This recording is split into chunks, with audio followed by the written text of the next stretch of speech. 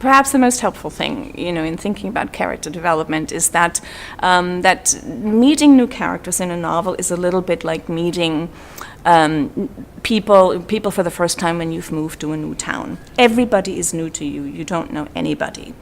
And the way we approach new people is by interpreting or by culling information from our first impressions. So first impressions count. So the way a person speaks, the way he dresses, what car she drives, the way they laugh. Do they laugh too much, too little, or not at all? So those first impressions really count. And we intuitively draw information from that. So one big piece of advice that grows out of that is that the background or information dump that so many writers are tempted to use is absolutely unnecessary. Start by simply using first impressions, giving us details, often stereotypical details about a character, so we can kind of classify them.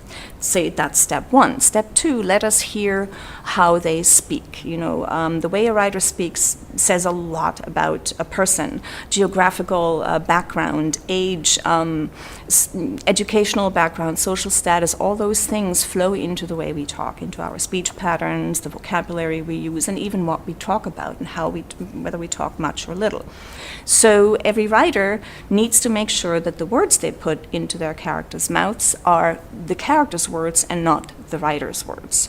That is one of the big problems, that I deal with on a daily basis, is that the dialogue is written the way the writer speaks, or even worse, the way the writer writes. So natural dialogue has a lot to do with how people actually speak and who they are. Step three is give your characters idiosyncrasies so they become a little bit more relatable. So, for example, what I mean by that is make an extraordinary character ordinary with an idiosyncrasy, or make an ordinary character extraordinary. So, for example, let the President of the United States chew gum just before he gives, an important speech, or let your, the trash collector in your fictional town, let him sing a Wagner opera in a beautiful baritone while he's collecting your trash. So that's another way of saying, make your characters as rounded as possible.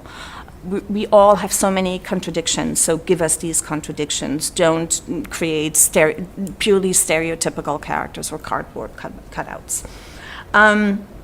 Step four, don't forget that characters have relationships.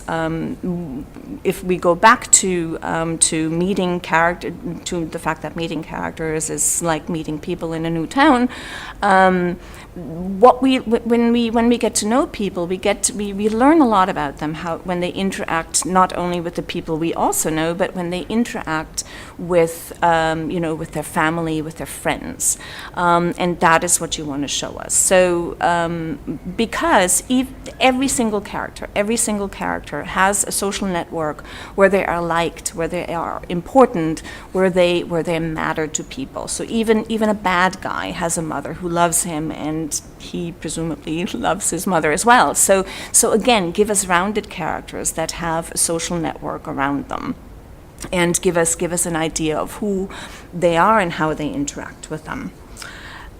Step five is motivate the character's behavior. Even though it may seem that people's behavior is random and haphazard, it is not.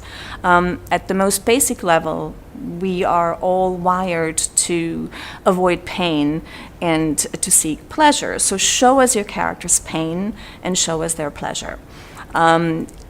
Only if your characters have needs and desires will we understand, where they're coming from, and only if those needs and desires meet some sort of obstacle. So if something is in their way from getting to their desire or from solving their problem, will we, root for them or understand their plight and care for their plight.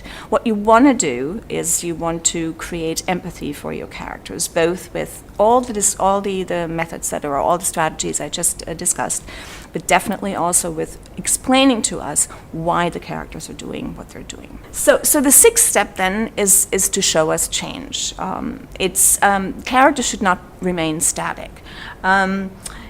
As your novel progresses, the plot has to affect the character, so that's one part of the change, and at the same time, your character has to affect the plot. So in other words, he or she has to be active.